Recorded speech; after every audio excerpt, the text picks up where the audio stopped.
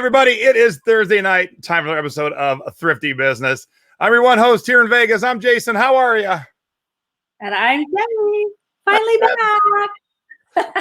You know, the funny thing is when Debbie logged in today, before we went live, obviously, all I could see was Debbie Queen of. I didn't know what I was going to say. So I'm like, before I brought her in, I'm like, what's Debbie think she's the queen of? And I love it. The profit piles.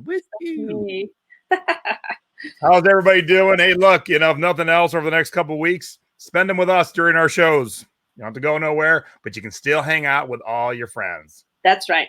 Speaking of friends, safe. Speaking of friends, let's get a couple more friends in here. Let me get this up. Oops. Oh, I had this so prepped. What happened? I'm glad you have to do all this because I would have a mess. And it's been one of them Thursdays where I've just been like running like a maniac too. And so this is just all last minute, like, hey, I'll get it done. Yeah. Oh, that is so soft. Much better. Now it's time for Jay's Tiki Talk. Each week I drink a different rum out of a different mug and I try and match it up to our guests. And with my lovely wife's help, I think I did it. All right. So let's get our guests in here. Hi. Everybody, welcome Sharon and Marisa. Did I say it right? Good job. Yeah, you did it. All right. So we have sisters tonight, and our topic is going to be helping a loved one. And loved one doesn't have to be a relative, could be a neighbor, could be a friend, whatever. But when someone's like, hey, man, I know you sell online. Can you help me? But tonight we have two sisters. So thanks to Stacy's idea, this is the first. I'm going to double fist it out of 2 girl mugs. We've got ours. We got Disney mugs because we went to Disney together. Oh, very nice. And I don't have the original bottle because I put it in this fun decanter. Ooh. But in this bottle is Smith and Cross because Sharon's last name is Smith. See? So is mine. Nice. So Debbie, what weird thing are you drinking? I am drinking rum and coconut out of Buzzball. It's a can. That's like a hardcore drinker. Like, I've got little balls of booze laying around. It fits in my purse very nicely before I open it. And what are you guys drinking? We're drinking Siesta Key rum because we're planning a big family trip there in May. Nice. Now, where's Siesta Key? Skinny Cocktails. Is that in Florida? It's Sarasota. Yes. Okay. My geography's bad, so have fun. It's on the Great Lakes in Minneapolis. Oh. Now, my wife just asked me if I'm using my green screen, and let's see if I am. How about this? How about some tiki mugs? Oh. Here, this is a fun one. Which way do I got to turn? Watch out! Hey, surfer guy. Jason and his toys. Yes, new toys. All right, you guys hang out, relax, and we're going to talk to you in a little bit once we get done with our segments. How's everybody doing in the chat? Hi. All right. Hello. Let's get right to it because we got a lot of fun stuff to share tonight. And I haven't had Debbie back in a while, so it's good to have Debs back. Yay, I'm glad to be back. Oh, there it is. I'm like, I'm losing stuff. I'm sitting here and I'm losing things. How's that even possible? Do you guys like my backdrop? All right, yeah. Let's see who can figure out what Debbie's backdrop is. I'll make you real big. Oh, yeah. That should be pretty easy to figure out who's Debbie's backdrop right now. Yeah. I actually saw him in concert years ago. All right. While you guys are guessing who's in Debbie's backdrop, let's talk about our scores of the week. Whoops. Oh, I was thinking CDs of the week. Hello. Like what? This Webster book, this thing is a monster. It weighs 14 pounds. It sold for $59.99. I think I paid $1 for that at a library book sale. And this is the one we messed up on. We didn't have medium mail offered, so the guy paid for parcel post. We were able to put in a large flat rate and give him like $35 refund because he paid us a lot of money to parcel post that. So yeah, look for those big, thick Webster's dictionaries. Oh, just to get an idea how thick it is. Holy crap. Yeah, it's huge. Oh my gosh, that was crazy. I wasn't expecting that thick. Oh, it's an oldie. And then this one actually sold for $80. We accepted a best offer of $80 on this one. This was an old one too. It has to do with it's from like San Francisco area. So that was a cool one to look through. Yes. And then we found these in an antique store down in a little beach town. We were going to keep them. We paid $12.99 for them, so we're just going to keep them. And then Bill decided to sell them for $44.99. So that was good. Let me offer one tip on this. They should have been sideways. I should have made your listing my eBay tip, but it'll be a bonus tip. Okay.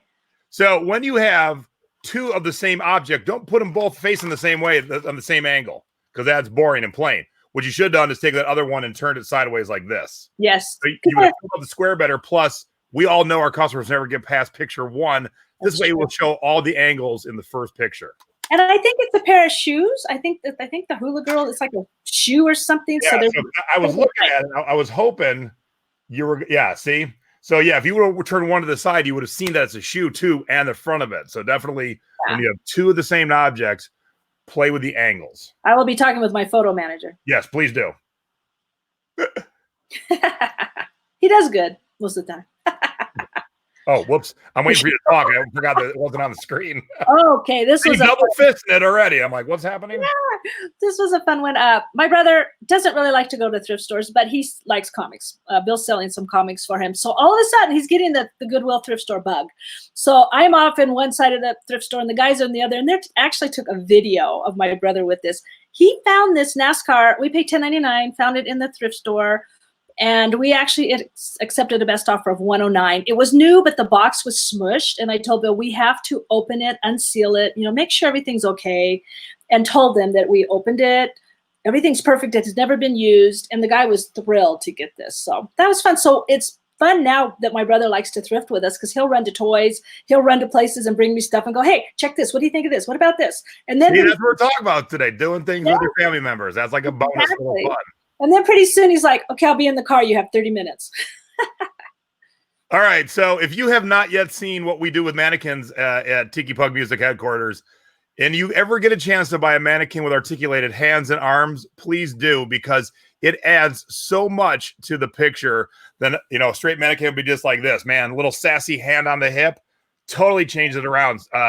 Found this Jessica McClintock vintage wedding dress, and I can't remember. Stacy and I were together when we found it, and we didn't pay much for it. We paid $13 for it. Sold for $100. It went to Tigard, Oregon, but it was going to a Chinese customer, so it was a freight forwarding service, which I don't care about. But I didn't want to use it for where in the world, because I don't know exactly where, but the customer's name was written all in Chinese. So somewhere in the world. That's enticing. It makes me want to look at the rest of the gown. Yeah, back now. Even though I told her to do it, this is the 17-year-old who's doing my pictures. She kind of runs with it sometimes. She holds the skirt up with the two hands. I mean, not in a look at my, but kind of just out, and it really adds to the fun. Speaking of add to the fun, when you have shoes, this is kind of what I'm talking about. Look at in this one picture, you can see the outside of the shoe, the inside of the shoe, oh no. She should have the inside, but you can see a lot of angles and the new with tags, and we're on 2 levels. Yeah, these up for $10. I think at Savers, and we sold them for $80. We should send my brother and Stacy out next time we hang out in Vegas together. We'll send those two thrifting and see what they come up with. I just want to point out that John was late because he was looking for box sets. John took my Flippin' CDs #2 web class on Tuesday, obviously. Did he find any? I don't know. Did you find any? This is my Etsy sale of the week. The Buckaroos, $121. And I bought this in a record store for $13. Awesome. Yeah. Or no, sorry, $16. Sold it for $121 on Amazon. And excuse me, on Etsy. What'd you say, Deb? I would say, who would think you find a thermos and a lunchbox in a record store? Yep. And then this is the books I talk about all the time, the books that are the guitar parts to the songs on the album by Joe Satriani, Now This Earth. I paid $5 for this book and sold it on Amazon, merchant fulfilled, for $33. Nice. All right. That is what we call the regular scores. And now it's time for the CD and cassette scores of the week. And especially for that, I have this background. Yay, my CDs. Oh, you changed. I was looking over here. Yes. Nice. Like my CDs are right behind me now. And Debbie's part of this week too, but let's do the cassettes first. Flipping cassettes. And those of you who took my web class Tuesday night, thank you very much for tuning in. We had a great time. It was the most epic web class ever. It went 2 hours and 45 minutes. Once I was done answering every person's question, it was a lot of fun. And the feedback I've gotten has been just amazing. People had so much fun and learned a lot. And so that's what I tend to do with my classes. All right, let me get the scores of the week out of the way because I forgot they were going to block the I can do this. There's a name I haven't heard for a long time. Yeah, Frank Zappa, not a huge sale, $10, but I only paid a quarter for it at a garage sale. My mommy's quarters. Let me give me my mommy's quarter for a sec. And sold it for $10 on Amazon. Nice. And paid $2 for this Voodoo Glow Skulls cassette. Sold it on eBay for $13.59. They're so easy to ship and take up so little space. And Mary J. Blige sold while I was teaching the web class on Tuesday night. Okay. Paid $3 for it, sold for $14. Not a huge, but cassettes are so easy to list, like CDs. And so I don't need as big of a margin because if I buy someone's whole collection or I buy a bunch of good ones at a store, I can knock out all the listings super quick. So the margins don't have to be that big. And as Deb said, they're easy to ship. So you're not spending like an hour like my mom and dad would pack in a TV VCR combo. CDs and cassettes take no longer than about 12 seconds to ship. And they're not like books. With a book, I have to look through every page. I have to flip through the whole book back and forth. And cassettes, you don't have to do that. All right, now it's time for flipping CDs. And Deb goes, hey, I want to get in on the fun this week. So what'd you sell, Deb? I sold this Zoe Musica. It's MTV something or other. We sold it for $15.99, paid $1 for it. I don't even know what it is. All I know is I sell it for $16. Yeah. And that's what I impressed Tuesday night. I've really never impressed upon that. To be able to be successful at flipping music, you really don't have to know it. Because you didn't know who that was. Do you know who Gary Mule Deer is? No, never heard. That's why I like to go for these unusual things. If it's, Madonna, whatever, but somebody really, and this was signed, and it sat a couple months, but we sold it for $55. It was just blew my mind. And what's cool is it's autographed, but it was autographed inside. So unless you looked, you wouldn't know. Yeah. You wouldn't know. All right, let's talk about mine this week. I guess it's going to be a little bit bigger. Al Hurt, he was kind of like the I don't know, the mayor of Mardi Gras, but he represents Mardi Gras in terms of music. Picked up this CD, Al Hurt, at the Mardi Gras for $4, sold it for $29. Just shipped this today. We talked about in Flipping CDs number 2. I did a whole section on CD singles, and then boom, today I sell a CD single for $30 that I paid $2 for. Awesome. $30. So it was like the universe saying, hey, good job Tuesday night. Let me sell one of your singles. That's right. I know this is Debbie's favorite band, Skinless. Never heard of it. Our demise, which could be very apropos for this coronavirus time, but paid $7 at a CD store here in Vegas and sold it online for $50. So I know more what's going on in terms of worth than the record stores do. Yeah. Those are the kind I like to look at. Something weird like that. I'm like, I'm going to scan this one. But not everything can be a winner.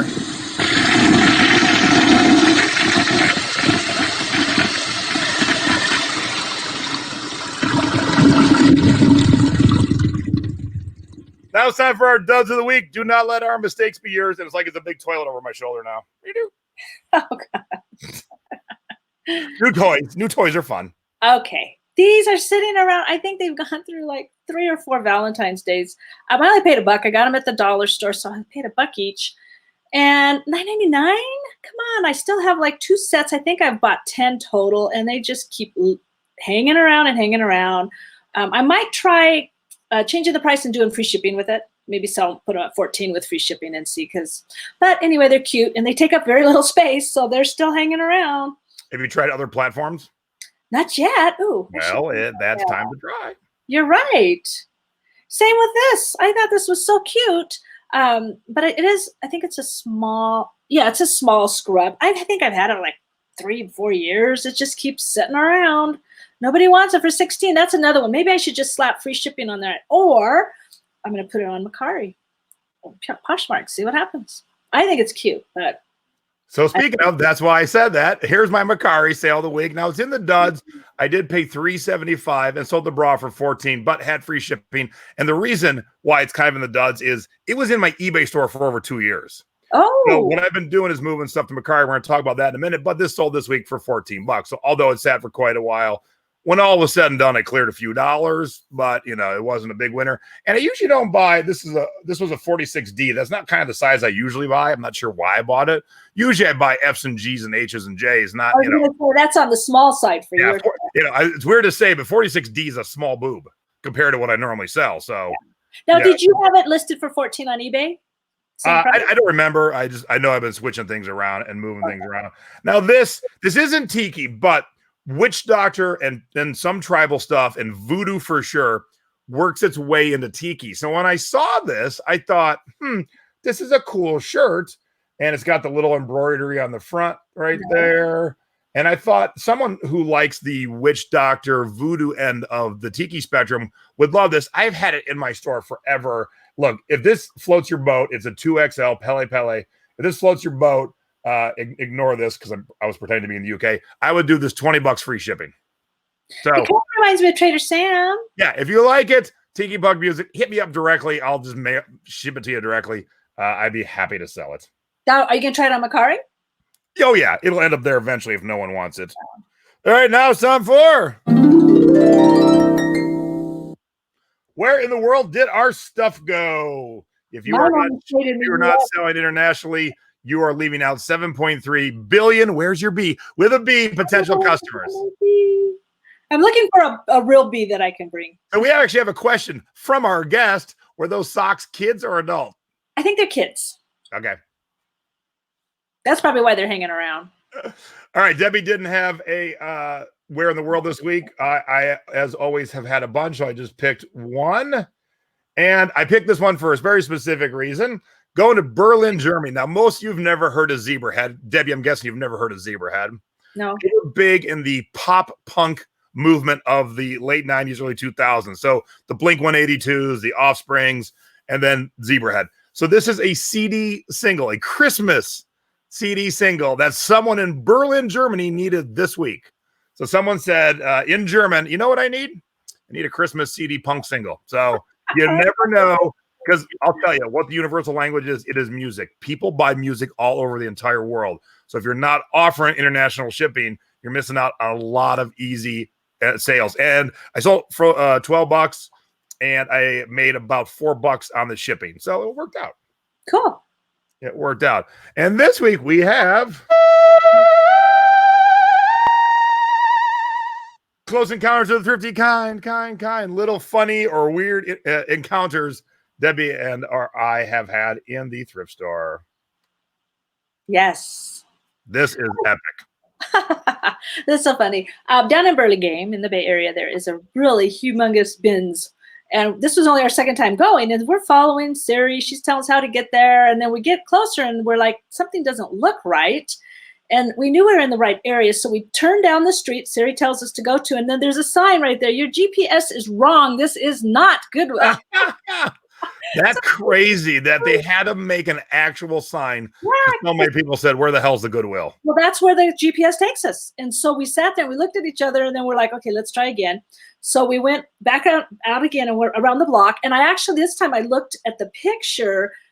It's by a storage unit. And I could see in the picture the little Goodwill bin sign. So we went around and we found it. And it was 2:00. They closed at 3. So we got about 25 pounds of stuff. And we're putting it in our trunk. And I'm like, oh my gosh, I smell chocolate. Is someone baking chocolate chip cookies? And it was the most overwhelming chocolate smell you could ever imagine. And it was pure heaven. And one of the workers came to get our shopping cart. And I said, are you guys baking cookies in there? And he said, no, C's Manufacturing is on the other side.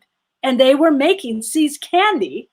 And it was just phenomenal. And I said, do they give you guys any? And he said, no. So we need to, C's, you need to take care of the employees on the other side of the fence. I think you have your socks sold. So when we get our guest back in here. And aloha, Beverly. All right. So I haven't had a good, funny one in quite a while. And I wish I had actual video or picture proof, but I had Stacy stand there. And until I put this up, I didn't realize Stacy looks like she's hammered. So I wish I had a better picture of Stacy. But, okay, imagine this, Debbie. Ready?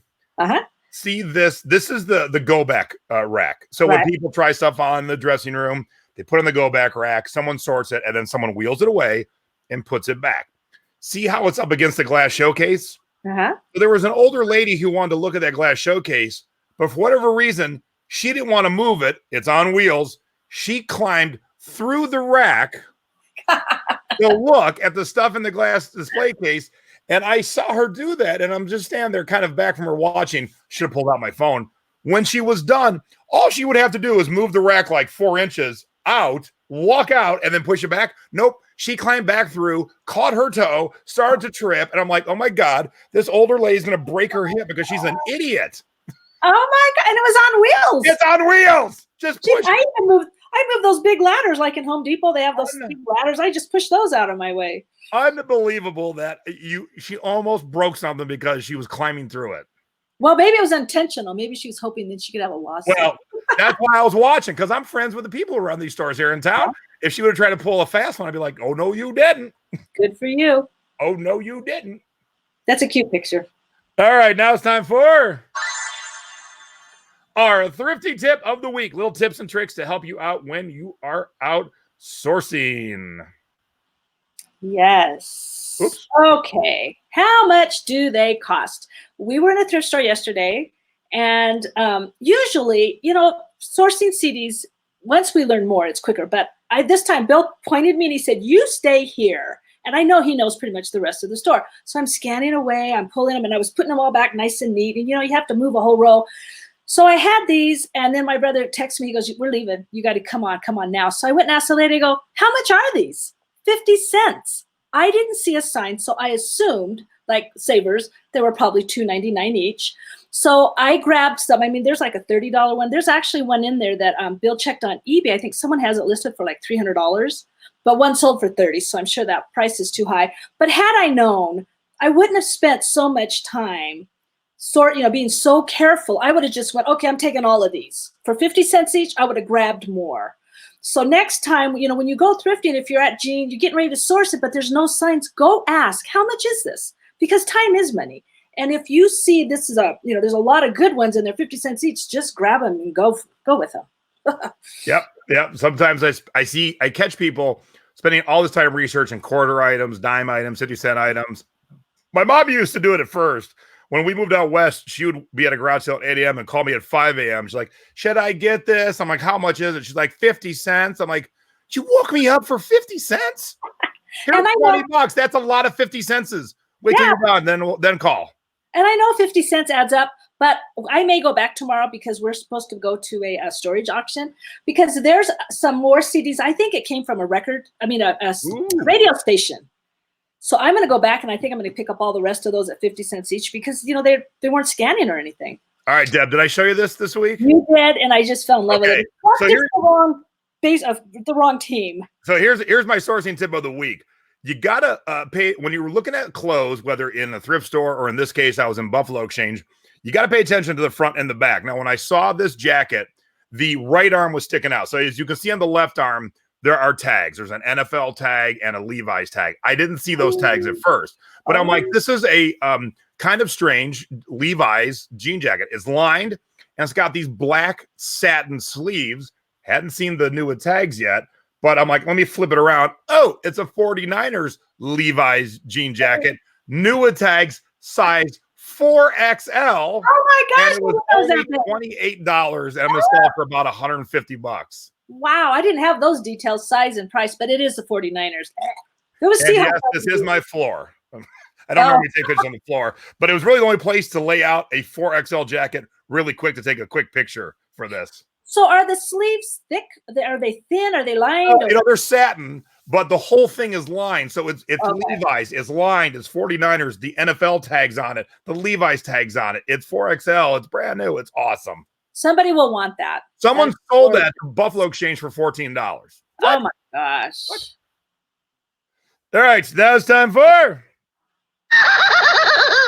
You Have Got to Be Shipping Me. Little tips and tricks what to do and what not to do when it comes to shipping. Oh, right. What happened here? I've done this so many times. Put the shipping label. I mean, you know what's going in it, especially it's flour, right? You print it out, put the label on first, then put the item in. Because I put the item in and it's all wonky, and then I try to put the shipping label on it. I'm trying to keep it smooth so they can scan it, and it's all wonky. So the one on the right you can see that they put it on and it's all wonky, but take a nice flat new one, put your shipping label on it, then put the item in it. So it keeps it, nice and flat, and it just saves you a little bit of time. That's a great tip that we have never, ever said. And that's something I always teach, but I've never thought to say that out loud. So great tip. Thank you. Okay, mine's a guessing game. Why do you think I have taken a picture of these 3 boxes in my office? Did you receive these? I did receive them. Okay, so they were, you opened them and you had bad? Nope. Nope, they were good. Nothing broke? Nothing broke. And there was peanuts in it, packing peanuts in it? There was in one of them. Yep. Yeah, that's all the guesses I have. That's it. You're out of guesses? Yeah. The boxes were too big for the item. They overpaid. Nope. Good guesses, though. Those are like the best guesses ever. So here's the deal. Look, I know we just did the segment 2 segments ago, Where in the World, and I encourage you to ship internationally. I've got a friend in England who people won't ship internationally. He sends them to me and I send them off, or they charge way too much and I know how to do it better. Another Tiki friend caught wind of that. I have this service now. I didn't realize I had a service, but I do now. Oh. These are 3 of the first mugs that my friend in Canada bought because these 3 sellers refused to ship to Canada. Wow. Look, if you're afraid to ship internationally, you should at least tiptoe in with the 51st state, okay? Yeah. Canada is just right above us, our friendly, the attic, if you will, of the United States. Yeah. These are 3 sellers who refuse to ship to Canada. It is so nutty to me. I've been shipping internationally for 20 years with no more headaches internationally than I've ever had domestically. Why people won't ship internationally and open up your chance of selling things is beyond me. But here, he said, I've already bought 5 mugs that they wouldn't ship, and I got them sent to you, and you can send them off to me. And I've already figured out the price for my service. And even with the cost of me reshipping it, it'll still be cheaper for those that do ship because they charge astronomical amounts of money for international shipping. And you don't have to. It's just crazy because you keep saying, it's just as easy as shipping across the state. Everything's automatic. You just sign your name on there. And using Pirate Ship, they have that simple export rate. It blows my mind that he can send it all to you and have you send it on and still save money. All right. I want to, my mom's in the chat, and Mom and I might not do a show this weekend because my mom's sick, not the bad sick, just cold sick. You're welcome. And she had to cancel her meetup this weekend. She's just like, bleh. But Angelique sent me a present. And so since she's in the chat, it was so sweet. So I got this little thank you card, and I hope she doesn't mind reading this because it really touched me and I wanted to share. It's not much, but it was so perfect. Thank you for all you do for us online sellers and for keeping it all positive. If a little green alien landed in front of me and said, take me to your leader, I take them to you, you big mama's boy. And she got me this. Oh, I love it. Oh, you can put that on your little wagon that you take back and forth. Yeah, absolutely. I use a little wagon to go back and forth between the house I live in and the house where my office is. And this will now be my license plate. So thank you. Love it. That is awesome. Thank you. That is awesome. Are there any, great question. Are there any countries you do not or cannot ship to? Nope. I ship everywhere. Have my entire career. This month is my 20th anniversary of selling online. And I started shipping internationally immediately. I need to add some more. I got Mexico, although I had one great sale to Mexico, and Italy's a little more picky about things, but I think I just need to take all those restrictions off. Maybe I will finally have more international sales. I just changed a tab to the UK because someone in the group today wasn't sure if they were shipping internationally. So I looked at their listing and I changed it to pretend I was in the UK to see if it was okay, and I'd never changed it back. So that's why. And because I love my international customers. Yeah, glad you like it. I loved it because it's so, not that I don't love Pug and Tiki gifts, because I do, but it was so out of left field and so different. It wasn't a Pug thing. It wasn't a Tiki thing. I still love those in case anyone wants to buy me something, but this is so great and so perfect. And I am such a mama's boy. And you didn't have one already. And I didn't. And you're right. It's going to be my little thing on my wagon. You have to post a picture.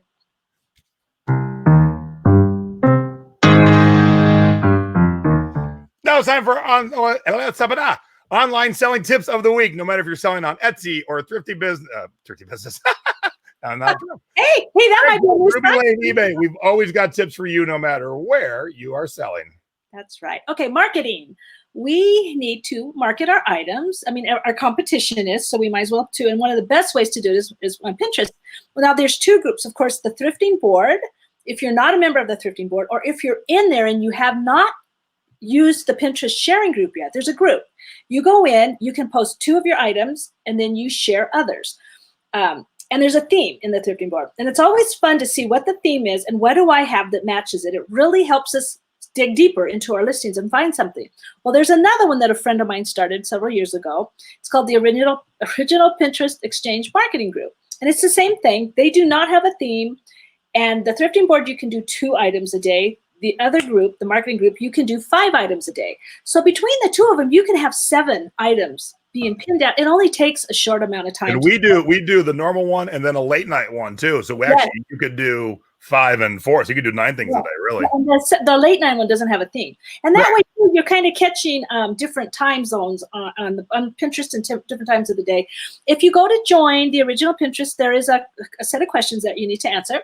But they're both great ways, and it's free. It doesn't cost us anything, and it really doesn't take that much time at all. Just boom, boom, boom, and share other people's.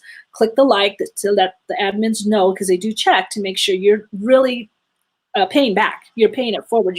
You're sharing your item, and it's real fun because I'll see on my phone it'll light up, and so shared your item to Pinterest. So it's out there. And one time we shared a plush poodle on Pinterest, and it sold. I mean, on Pinterest through the group, and it sold that night for $65, and it went to Japan. Went to Japan. So. And Linda says, are there any certain products you cannot be shipped? Well, of course there is, but most of the stuff that most of us sell can go anywhere. So I don't sweat that too much, but I would always say, if you're going to sell internationally, make sure you pay attention to the rules and laws of the country you're selling to. All right, so I kind of teased it already. My tip is start using Mercari if you haven't. Mercari is so easy to use, so easy to list. They only take a flat 10% when you sell it. And I haven't listed anything that was like new. I always start on eBay, but these are all my things that weren't selling on eBay. But I've only got like 10 things at a time, and I keep selling. Like I'll put up 3 things and I'll sell one. I'll put up 3 things and I'll sell one. So they're not selling for huge money, but they're selling. They weren't selling for anything on eBay, and I'm moving them. And it's such an easy process, and it's only 10%. So if you are not using Mercari yet, I call it eBay Junior. Start using it. Now, where do their payments go? Do they go to PayPal? I haven't sold yet. I have 11. No, you have a credit card logged in on Mercari. And the thing is, they make you rate your buyer. So the buyer has to rate you. If they don't in 3 days, you automatically get like a good rating. And then it asks you to rate the buyer. And the second you rate the buyer, then your money's ready. So it's this whole process. Oh, okay. Cool.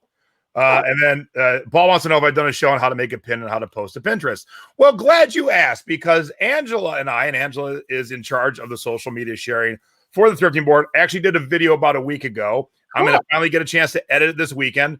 And she walked me through doing it like I've never done it before. So it's kind of an intro how to do the sharing, how to use Pinterest, how to create the boards. So it's about 20 minutes, I think. So we will have it up this weekend, and we'll do one of those debuts on YouTube. Okay, so that's going to be cool. Stay tuned for that. All right, a couple quick commercials, and then we'll get sisters. Okay, so I was supposed to start Thriftapalooza 2020 in, of all places, Portland and Kirkland, Washington, where everyone's dying. So we are going to put a little pause on Thriftapalooza for a couple of weeks. And now, because of other things, I think the first class will actually happen in the Detroit area in a little over a month. So everyone's pausing everything for about 3 weeks. All right. So what we're going to do is we're going to get the Detroit one up for about a month, maybe 5 weeks from now. And if things are still a little screwy, it'll be full refund. So if you're in that area and you want to get signed up, because there will be no penalty.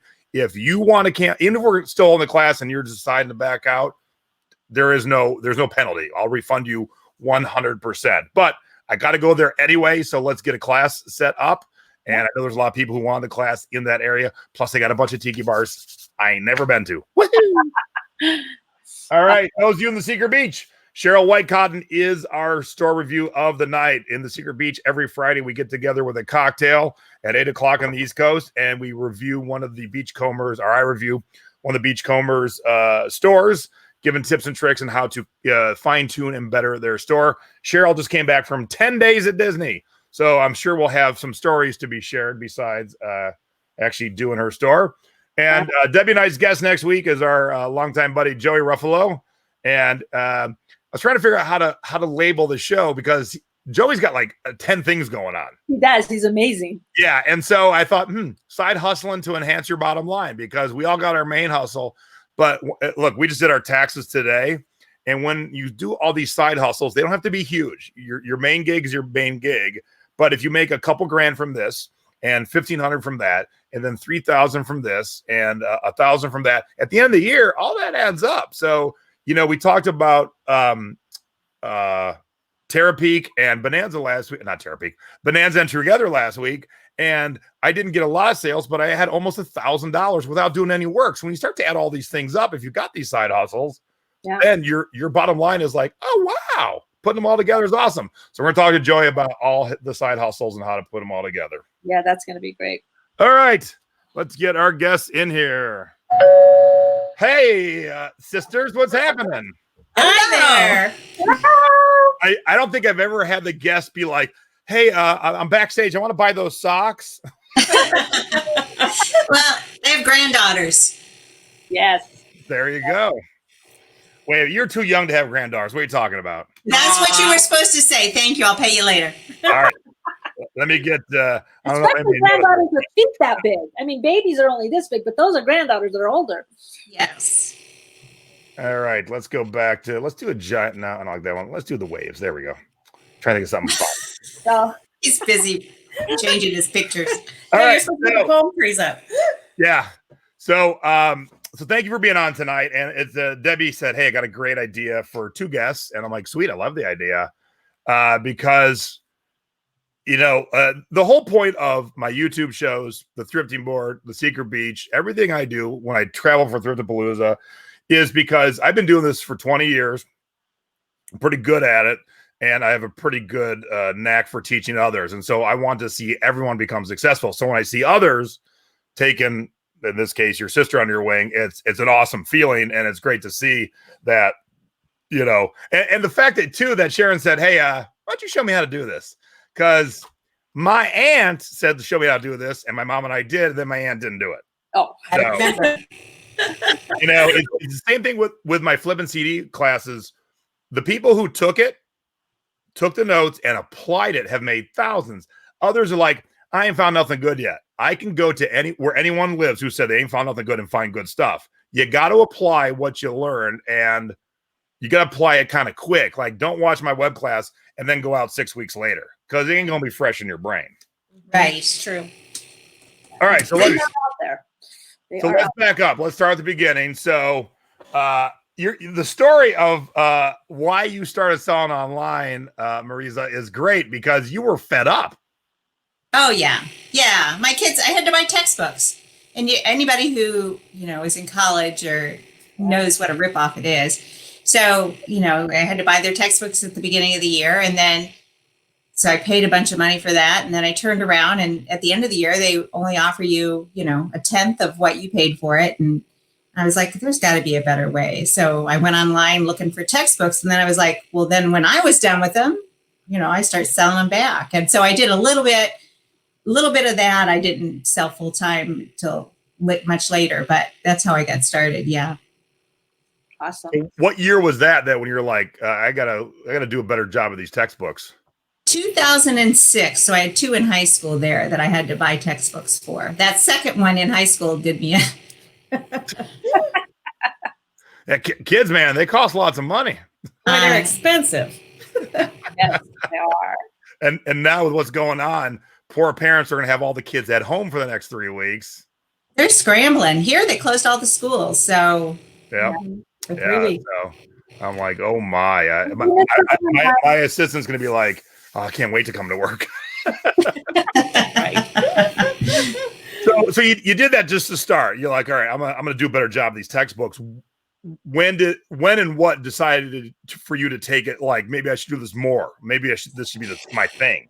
So I taught high school math for many years, and my husband had got a job offer to move from Connecticut to Illinois, and my condition is I'll do it. I'll move if I don't have to go back to teaching. Nice. I'll kind of fill in with eBay. So that's when it started being more than just occasional stuff. So that was about 10 years ago. And then I kind of got him on board a little bit, a couple friends, and then I started teaching classes, and yeah. Nice. So I like to get people excited about it like I am. Mm-hmm. Yeah, Nay's responding because her kids are home, and she just said, "Shoot me now." So yeah, Right. I'm imagining all these grandmas being called in, right? Yeah. oh yeah, and my mom's kind of lucking out for being sick. She's like, "Don't bring them here." No. Right. Yeah. All right, so you're selling, and right when you decided to do that kind of full time, how was it going? Were you off and running, or were you still like trying to figure it out? We were doing pretty well. Then I started watching YouTube shows, and I wish I could know when I joined the thrifting board. I don't remember.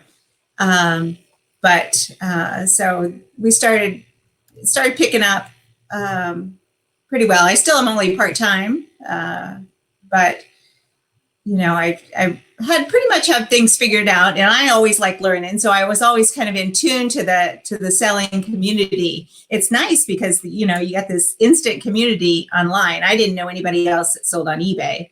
And in fact, people, when you told them they sold on eBay, they're like, what? What's that? You know, so yeah, this instant community on Facebook, and that's pretty much all I use Facebook for, actually. Smart. You joined almost exactly 3 years ago, March 1st, 2017. Oh, he looked it up. Okay. So then I was about, I guess, probably 2 years after that. Yeah. I think about a that's year. what we're kind of talking about.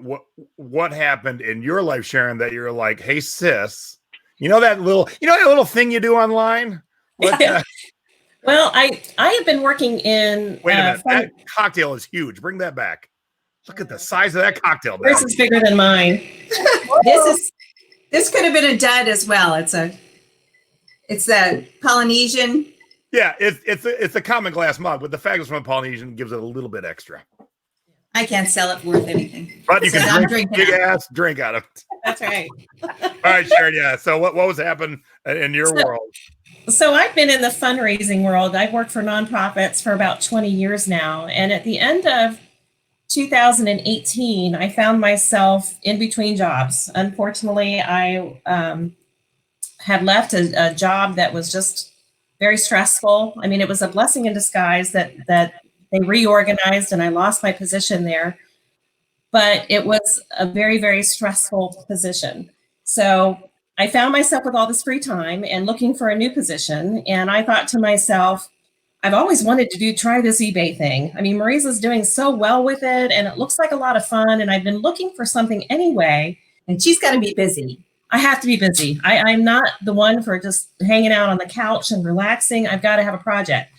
So, and my kids I've been an empty nester since 2015. So I'm like, I've got to find something to do with my time because I was so involved with the kids when they were in high school. So I said, Marisa, maybe this is the right time. This is the time when I need to finally figure it out and learn how to do it. And maybe that would give me a great hobby. And then also give me the opportunity to maybe bring in some extra money so that when the right job came around, I didn't have to sacrifice that. In fact, I ended up finding a job by New Year's Eve. So I was only out of work for maybe 6 weeks. Oh, nice. And during that time, I still had severance, luckily. But I was able to really learn a lot in that 6-week time period and just hit the ground running. So when the right job came around, I took a pay cut, honestly, but I was able to do that because I had already been starting some eBay and bringing in some extra money through that. And it was the best decision I ever made. Awesome. Yeah. That's encouraging for other people that are in that same situation. Yeah. Now, Deb, you spent a lot of time hanging out with your brother because you guys live near each other, and both my brother and sister live back in Ohio. Even at our age, do you still get like, that's enough? Get away from me. Stop poking me. Not really. It's probably the other way around. Probably tease him. Oh, I know. When he's playing slot, it's cash out. Big sister here. Cash out. Cash out. Leave me alone. Leave me alone. But no, we get along pretty good. So, and how was that being taught, Sharon? Was there ever a point where you're like, I got it? No, she's been very patient with me, honestly. She first started teaching me when she came into town, I think for Thanksgiving, maybe. Thanksgiving time. So we had some, one-on-one, face-to-face time. And she just walked me through how to put a listing together. I had already gathered up some things around the house that I thought I could sell that I didn't have to really source, just like what everybody else suggests. So she just walked me through how to do a listing, how to, put in all the details that I need, how to take a good picture. And probably the best thing that she did for me was that she came already loaded with a tub of all the basic supplies that you would need to start selling. She gave me a scale. She gave me, I don't even know what you call it, those plastic things to peel the labels off with. The Scotty peeler. She got me some tape, and she gave me some poly bags and a couple basic boxes. So there wasn't a lot of, trying to build up my supplies. She gave me like a starter set. A starter kit. And it was perfect because it was enough for me to have to figure out all the other minute details of creating a listing and figuring out the shipping. So that was probably the best thing she did for me. And then still, I feel like I'm bothering her a lot with questions. I always say, "Oh no, tell me what you're doing." Sharon, your first student? Oh no. Well, no, I have several friends that I've taught. And for several years, I've been teaching at the community education department. So I teach night classes. So I have 6-hour classes, 3 sessions of 2 hours apiece, where I teach beginner eBay selling. That's awesome. For community ed. So yeah, I do kind of miss teaching a little bit, and that kind of fills that void. That's what I was going to say. As a teacher, you have very natural. Yeah. So I try to teach a few people, and what happens is you find out how much you know. And it's like, how do I get all this knowledge organized to tell somebody else? And I've been doing it for so many years, since 2002, and all the change and everything, it's just second nature. But when you have to tell a newbie, you're like, oh my gosh, they're not. I had to come up with a curriculum for the class, right? And a plan of what I was going to do when, and how to show my examples, and and all this stuff. And that's good. I had to write all that myself. I didn't come from filling in somebody else's class pre-made. So, and I benefited from that because she had already been teaching for a while. So she would just send me her curriculum. I'd send the slides. There you go. Yeah. This is about shipping. It's probably easier when you're teaching a couple at a time anyway. Instead of one, you're teaching a small group of people, so you're accomplishing. That is so awesome. And I think especially now, it breaks my heart. I was in the Dollar Tree, and these two very, very senior ladies. I'm a young senior, very senior, and they were saying how they can't live on their fixed income. And here they're working at the Dollar Tree, and I'm thinking, I'm so thankful for eBay, because the sky's the limit. If I want to work 80 hours a week, I can and make as much money. So it's, and I think as the economy, as things keep going, more seniors, the baby boomers are getting older. They're going to want it. More people are going to want to learn. Yeah, I had both knees replaced last year, so I was out of commission for a while. That sounds like a not fun year. Yeah, well, not at the same time, but so there's weeks of physical therapy and all this kind of stuff where I was doing barely anything, and you can't really do that, right, at a lot of jobs. So, it's good for a lot of things. I talk it up a lot to other people. How'd you get that gig teaching at the college there? It's interesting. It was my CPA. We had just started with this new CPA, and he's like, "You sell on eBay and Amazon, and what's that about?" And then I get a call from him. He goes, "I am friends with the director of the community education department in the next town over. She wants to know if you'll come teach." And then she talked to another district, and they called me, and so I teach at a couple different districts, and it's adult ed. So they're usually people my age or a little bit older, kind of at our stage in life where they're cleaning out their families, their mother's houses, or they're downsizing themselves, and they have a basement full of stuff, and they get so excited about the prospect of clearing out their house and making a little money at it. And it's fun to watch them. They get excited. And then I learned about some new things. Somebody came in my last class and wanted to sell off her father's fishing lure collection. Ooh. Well, there's something I know nothing about. Yeah, I So, would say. you know, so I'm always learning something new about some collection that somebody has, and that's fun for me. Well, you know, Jason, when you teach, you learn stuff from your students. When I did the flipping CDs too on Tuesday, there was like 3 things that caught me off guard when I was, putting it together, and I'm like, the one I was like, wait, there's 2 versions of that CD, and now I'm thinking back over the last 20 years because the CD that I found out there was 2 versions I've sold many times. I'm like, have I sold both versions and never noticed there's more than one version? And so it's so fun when you're working on something like that and you're like, oh yeah, I just learned something new myself. Yeah, that kind of stuff excites me. I think it's fun. Well, that's I was talking to a buddy today about selling a couple of things for him, and I'm like, look, you had fun acquiring it. I have fun getting rid of it. Like, I have fun selling. So he goes, yeah, I don't like that part. I'm like, yeah. I go, for me, I'm like, yay. And that's everything. When I originally announced flipping CDs too, I said, okay, here's the things I'm going to teach. I was so ambitious that it would have been a 4.5-hour web class.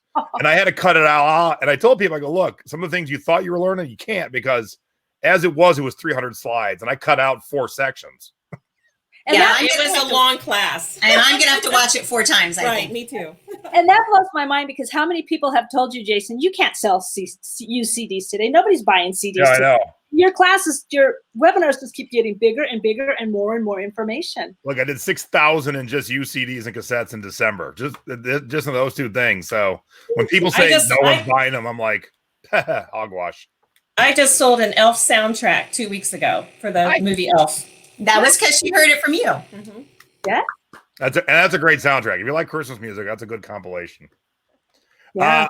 So here's the question, Sharon. What was the first screw up that you called her and said, you called Marisa and said, what do I do now that I've made this mistake? Gosh, I don't know. I think it was, I can't remember the exact item, but it was probably something that broke in shipping.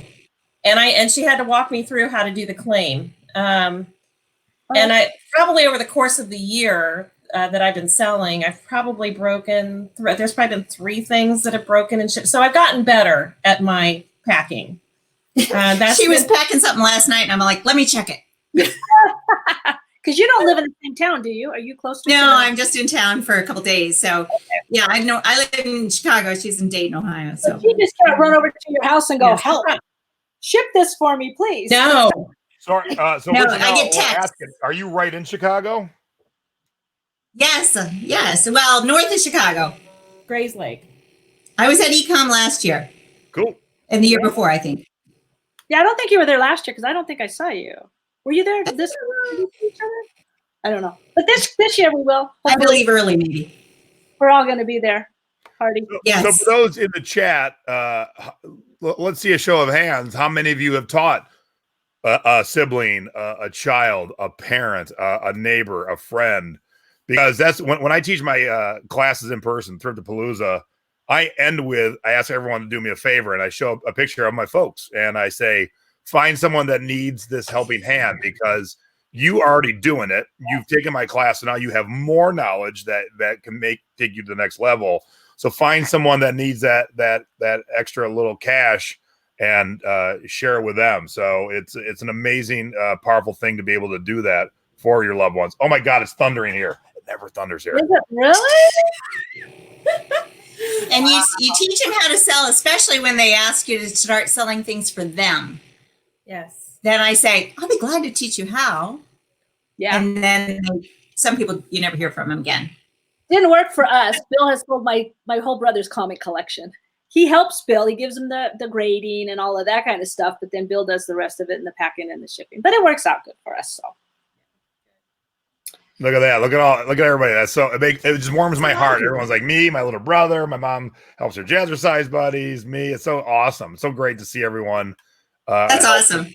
Helping others do it. So that is great. All right. So Sharon, do you have your phone? Because I sent you a message. I want you to respond to it just in case. Okay. So respond to it. But let's where's my little screen here? Her kids are texting her too. They're watching. Hi, kids. All right, so let's talk about your scores and your duds. And the way I set it up was, I think we'll do Sharon's first. The only one you got. What happened to your sound? We're here. We're here. Oh, Can you hear me? yes. I said We the just only weren't one you speaking. the only one you have. The only one I have. Yes. Yeah. You're not talking about my dad? No. Not her dad, her feedback. Yeah, your feedback. Oh, your feedback. We thought you said scores. She Well, I thought you sent her meant a dad. message because I asked her a question. We can talk about it, but I don't remember which one it is. What All it right. is. So, because and there's a reason why I want to talk about, not to just let's actually start with it. So, Oh, I think is it the cargo pants? yes. Okay. Okay. I remember. So We'll make this a learning opportunity. yes, it is, because you're a new seller, and I noticed that you have one negative. And so, of course, being inquisitive, I went and looked at it to see what it was. And here's what I'm taking away. Before I even pretend I don't know you, I'm just another shopper, and I'm looking at this. Two things that stick out. The way they wrote it, and I never ever throw shade at buyers. They seem very much of a jerk. Mm-hmm. So you might have miswritten it, but the exclamation point, it tells me they're like maybe a little hard to please. But here's what I would do. So here's my teaching tip to you. Reply to it with a factual apology. Okay. Because you can reply to any feedback you get. You can reply to your positives if you want to take the time.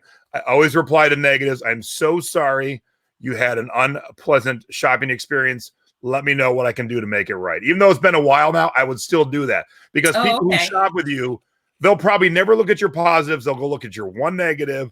And if they see a very nice reaction from you, I do that all the time on TripAdvisor. If the hotel manager says, I'm so sorry to meet your expectations. Here's my name and number. Call me. And if you want to come back, I will take care of you. That goes so far. Yes. Okay. Now, yeah, that's a good tip. Were they capris? So were they being a jerk, or what happened here? I don't think you told me about this. They were capris. And, my guess is I probably copied a title or, copied a listing that had already sold, and they probably didn't have it in the listing. And so I probably missed it. It was probably just a complete error on my part. I had pictures, and I thought the pictures made it pretty clear that they were capris, but she obviously didn't think so. So that's a good lesson, though, that, sometimes, look, Sharon's in Ohio. I grew up in Ohio. We call it pop.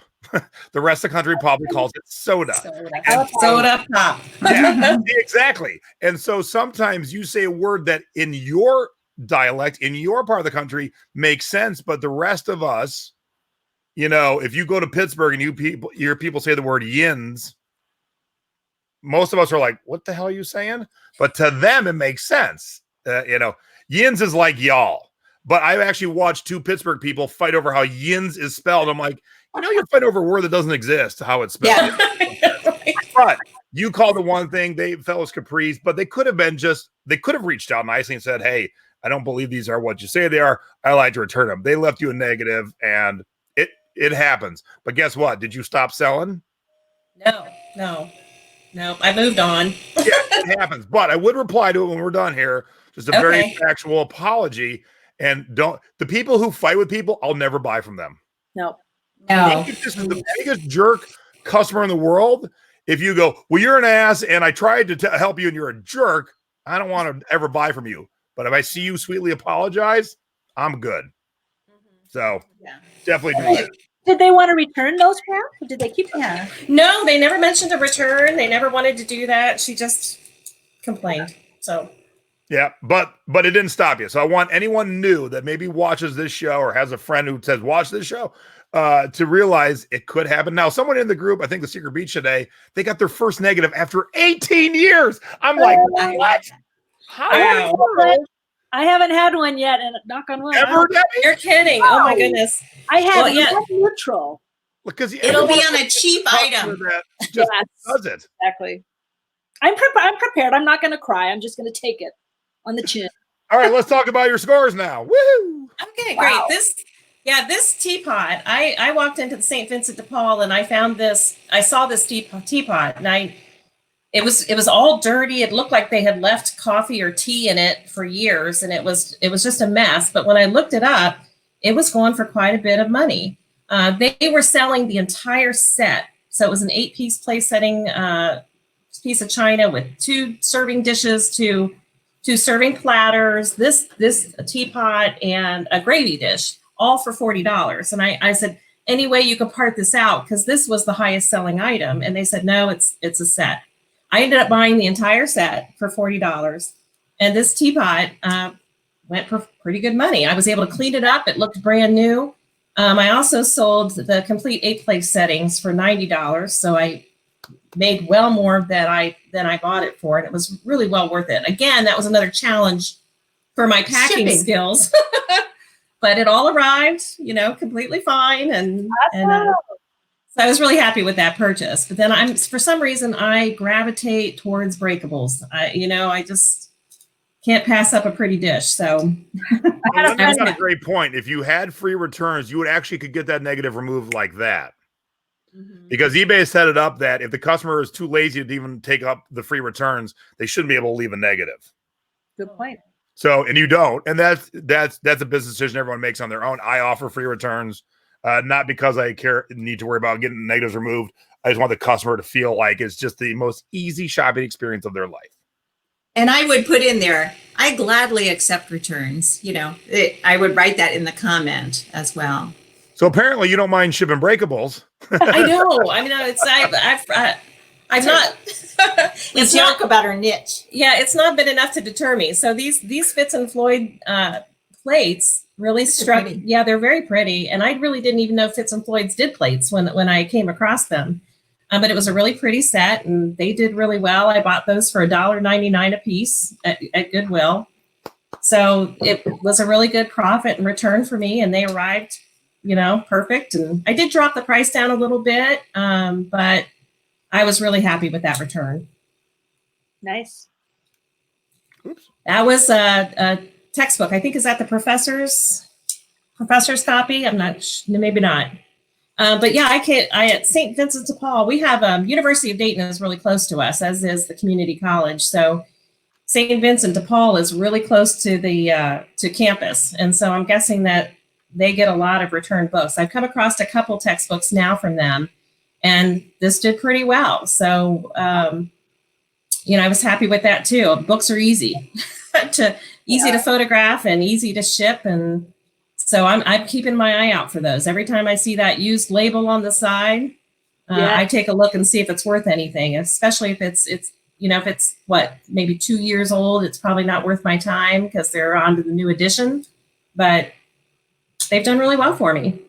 And sometimes one little tip I want to give you, when you plug in a barcode, UPC, ISBN, depending on if it's a CD or book, the titles that eBay gives you in the media are kind of crappy because there's way too much punctuation in them. So you should clean all that punctuation out. So those brackets, those dashes, and the semicolons, get rid of all that crap. A, gives you more space because you put other important words.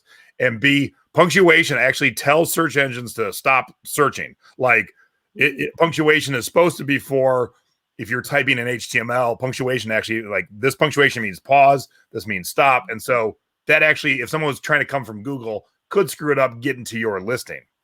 So she's told me that before. She'll say, Sharon, so maybe she'll listen to me, huh?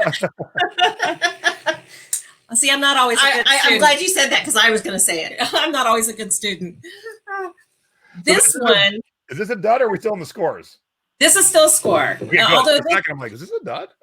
Although this took a lot of work, I have to say. I found this one at a Goodwill downtown, so it's a little bit a rougher neighborhood, but it didn't have the bulbs on it. And I tried 4 different types of bulbs. I would buy the bulbs through eBay, and they were either too big or they were too small. So they're not the original bulbs, but I finally found the right one. And it didn't have the light bulb inside it either. And the one I found, I had to go through 3 light bulbs before I found one that didn't burn out. So I wasn't getting the right voltage. So it was a bit of a struggle. I didn't maybe put in a lot of money into it, maybe another $15 and those kinds of supplies. But in the end, it was real pretty. Now with this one, I tried to do the video because it turns, but I could not get the video to work. So we're going to work on that this weekend. Yeah, so I have to work and on it. I was going to say, if nothing else, you should have had a picture of it in a dark room lit up. I thought I did in there somewhere. Yeah, I wasn't checking. Nope. No. I also maybe gave her bad advice on that. I was like, "Oh, you can get those little lights. That's no Anywhere. problem. They're easy. They're at every store. Yeah, I've sold them." But then I just, if they didn't fit, I was able to resell them. So There you go. Yeah. I got my money back. Now this is a dud, and by looking at the price, it doesn't seem like it would be. So what happened here? Okay, so this was a big disappointment. So the box outside obviously showed some wear, but when you opened up this thermostat inside, the box looked it looked brand new. It looked like it had never been used. The screws and the mollies were still in the right place. Not, right there. It looks like it's not even been Out used. of the box. Out of the box. So yeah, it sold really well. But as soon as the buyer got it, he said, listen, he says, I need to return this. This is a demo thermostat. He showed me a picture of the back and it had the model number, and next to the model number, it said demo. He said, I've called the manufacturer and it's not fully functioning. It's just a demo model. So and I would not have thought that. I scanned the barcode on the box, not even thinking that the model number on the back would not be the same as what's on the box. And it doesn't look like it had ever been used as a demo in a store or anything. And why would anybody drop off a demo that isn't fully functioning and get a Goodwill? So I guess my lesson is look at the barcode on the back of the product. Now, So what would that be for, though? Like, why? All I could think of was, it's like, when you go to the phone store and there's all those phones on the table, attached to the table. Like maybe used at a Lowe's store or something. Maybe they've had it hanging up and like this is display. Yeah, I never would have caught that in a million years. Me either. But that's apparently it's really small print. It's really small print, and it's on the back of the item inside the box. And inside the box. And I wouldn't have known. I scanned the barcode on the box. I didn't think that the model number would say demo. I just didn't even occur to me to look at it. So without even question, I apologized profusely and I refunded his money right away. And I said, you just keep it. She called me. She called me about that one. Yeah. And I was like, well, don't have him send it back because you can't sell it, so why should you pay shipping to get it back? And see, there's the smart seller. The people who waste time going, no, I want it back. Once it's been shown to you that it's a mess, like, yeah, what are you gonna do? Away. I don't want to deal with them. Or it was a mistake. Move on. And that was one of the things I spent $15 on it, which is a lot for me. I spent $15 on it because I thought the return was going to be so good. So now I was already out $15, and I certainly wasn't going to have him ship it back because what was I going to do with it at that point? So not going to donate it. Thank you for taking that $15 hit for all of us, because we're all learning along with you. Yeah, look for that demo next to the model number. Who would have thought? Okay, so these, I bought 30 of these new in the package for $1.99 a piece at Goodwill. And now I'm wondering if this was another seller getting rid of it, because I have had a heck of a time getting rid of these things. They were selling anywhere between $10 and $18 online. So I thought, this will be some nice bread and butter. I'll be able to, there were 8 different varieties of these, and they sat for months. I ended up selling one by itself, and then I decided, well, let me try to lot them. So I put a lot of 8 together, and it sold, but only for maybe $30, $35. And then I decided, well, I'll put another lot together of maybe 5, and then that sold. But I've just been sitting on them for so long, and now I just need to probably do lots on all of them and see if I can get rid of them. I just want them out of the house. Because when your buyer's paying shipping for each one of those items, that shipping really adds up. So when you can put a whole bunch together, especially if it fits like in a regional A or a flat rated, priority box, then their shipping's not so expensive because the shipping only gets the price up. Right. Good point. Good. All right, let's go right to your dud. Here we go, dud, and then end with scores. Okay. This was just a bad buy, first of all. I thought, well, that's kind of unique, and I looked it up, and there was some sold on, or I don't know if it was on Amazon or not. We saw a little bit on Amazon. So I thought, this is great. So it sat and sat and sat and sat, and finally it sold. and then we couldn't find it. It's this really skinny little book, and it fell down between stuff, and we tore everything apart, and I just, oh my gosh. So then we bought one off of Amazon, had it sent to our customer, and then of course we found it, and now it's sitting again. So yeah, I hate this book. But if y'all miss it, that's a great tip in there. Instead of canceling an order, even though it's going to end up costing you more, finding it someplace else, getting it sent right directly to your customer goes a long way for customer service. It goes a long way for your metrics. And it's something when I can do it, and hopefully it doesn't happen often to you, but when I can do it and I can find it, I get it. Even if I got to pay a little bit more, even get a better condition than I was selling just to get it to the customer. And so they're happy. My metrics don't take a hit. Yeah, the one I bought from Amazon didn't have the name written in the top. So that's... So this was one, I've sold a few Department 56 things before, and I thought, well, this is a Department 56 thing. It must be, good. Nobody wants this. I've fooled with the price, up, down. I think it's been on there for 3 years. We haven't hit our limit for our store yet, so we've left some stuff on there forever. I've changed the title around, and, I thought the pictures were decent, and, I think it's kind of cool. It's just nobody wants it. There's a lot of Department 56. Oh my gosh, my aunt had a ton of it, and I could not sell it on eBay. Luckily, I found local people that bought it from me just a couple of years ago. So Department 56 Halloween is what we want to be looking for. Yes. Yeah, I've since learned that. So this was Mackenzie Childs. I've never heard of before, but I saw this at a little local thrift store, and it just looked unique. It's enamel on metal, so it was relatively heavy, and it had that carrier, the handle kind of that clamps on it. And I thought, so I just flipped it over and looked up the name on the back, and they were selling around $100 or more, depending on, there were some different, what do I say, patterns. But so I put it on there, and I just ended up with getting 100. I think I might have sent her an offer for 119, I think. We went back and forth a few times, but when I saw that, because I get your duds, everybody's duds and scores first, and I put it in our little group. I'm like, child. I thought it was for a child. I kept looking at it thinking, why would a child want? Is it a child's lunchbox? Or camp? It actually is Camp Mackenzie Childs. Yeah, and that is just a weird name. I don't know anything else about it except they have their own website and their stuff's worth money. That's a good bolo. So Linda says, you tell a customer if you're buying an item from someone else. I never have. There's no need to. No. Really. As long as the item's showing up in the same somewhat time frame and the same condition or better. I've seen people get upset about that.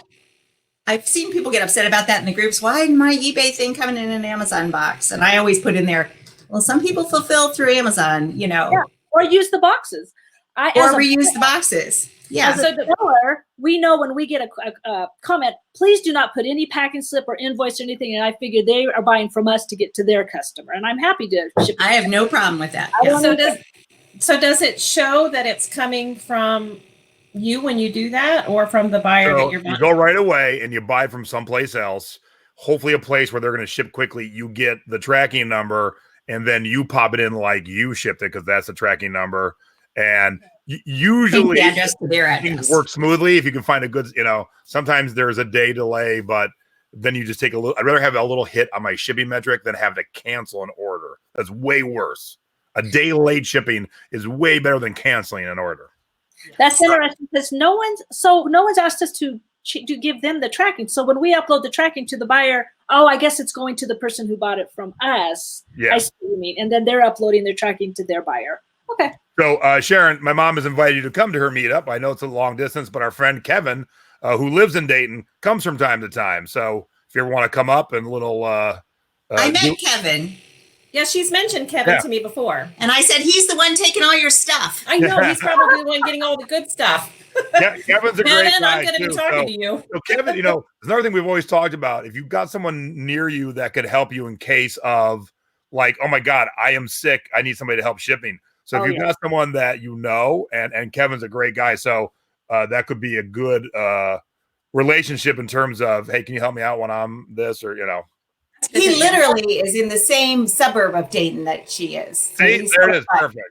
Yeah, is he in Kettering? Yeah. He's in Kettering. Yeah.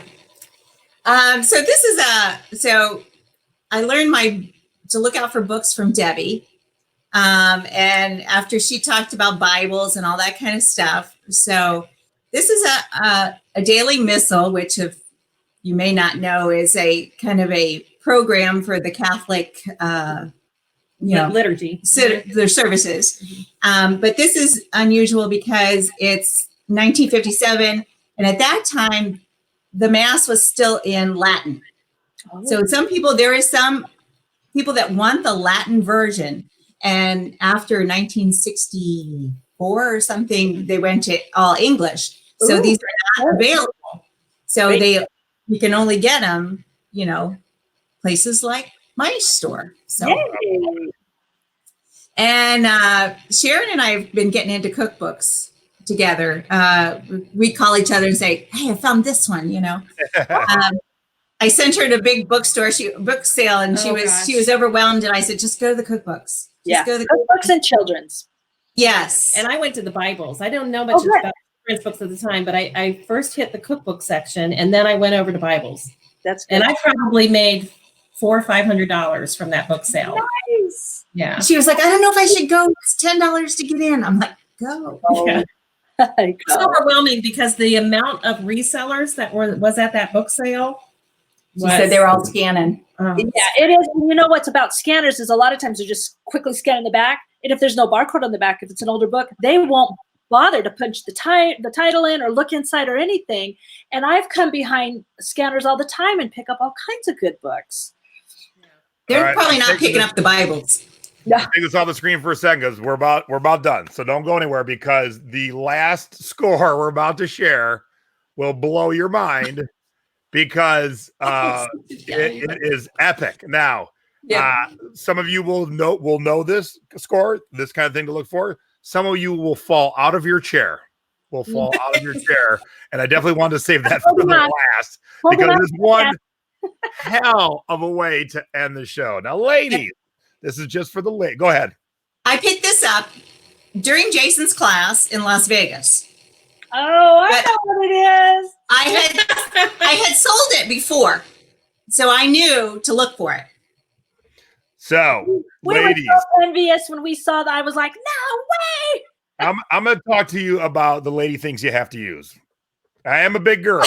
I don't have to use these products, but there are some products that you ladies have to use at special times of the month, and maybe they don't make that certain product anymore. And if you want it, you will pay dearly for it. Like that's not it. Oh, that's not in this one? But no. You had the cookbook up there for a second. Oh, I know.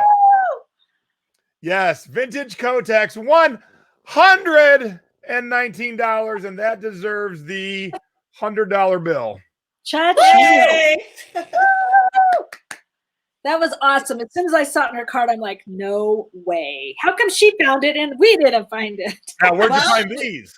Now you know how to find it, right? Yes.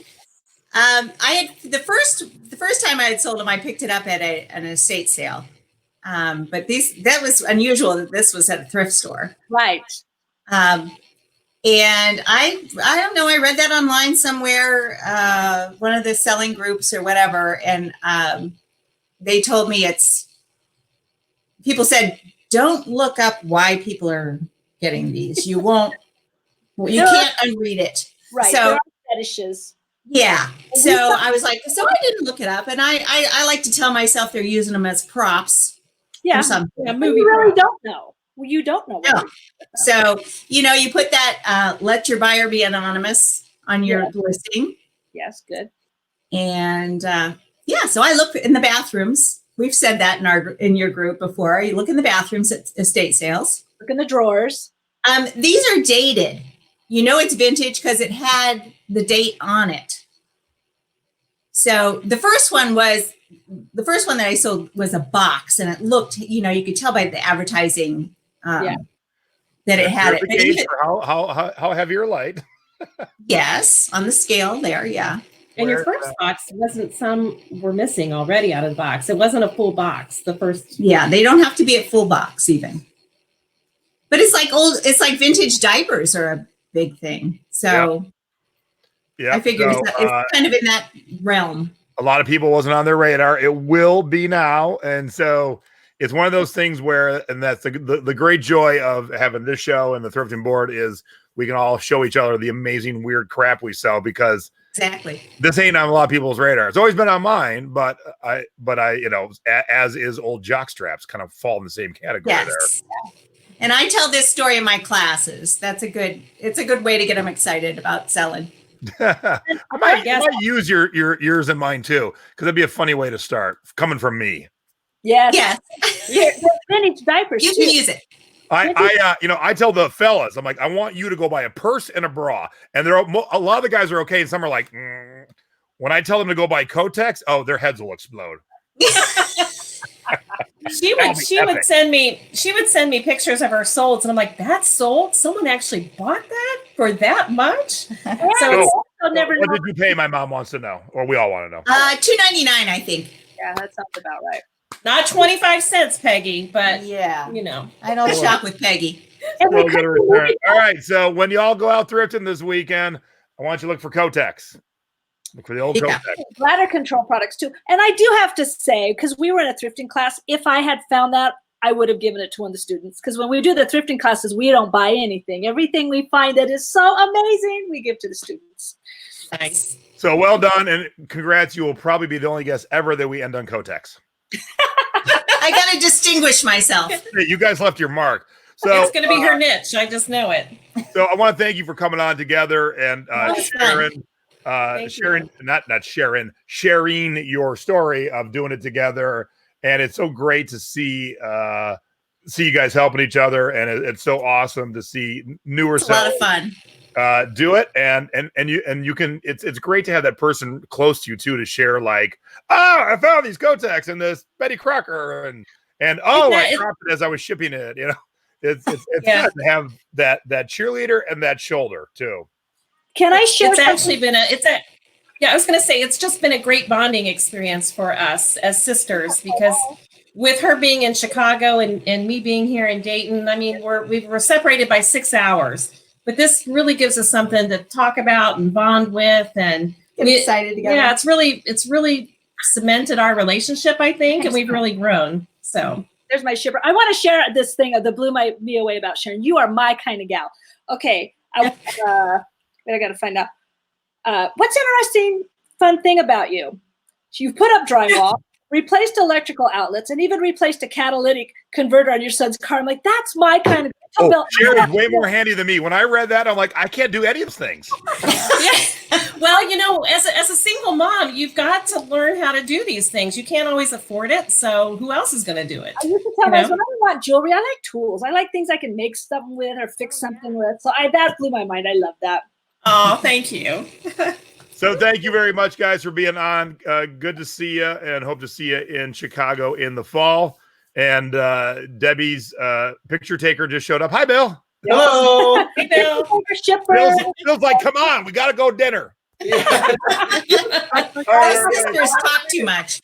Thank you very much. I just want to know how much money he won. No winnings. Oh, boo. Secret Beach numbers. Don't forget, tomorrow night we got store review, so come hang out with us. And I'm going to guess right now we're probably not going to do a show on Sunday, so Mom can just chill and recover. And I'll see y'all get better, Peggy. In the Secret Beach this weekend, because I'll be just at my desk doing stuff. So if you need me, hit me up. All right, everybody. Thank you, Debbie. Thank you. Bye. Thank you, everybody. Have a good evening, everybody. Thank you, Jason. Bye. For us. Oh, you're so welcome. Yes, definitely. Definitely. Thank you. See you next week.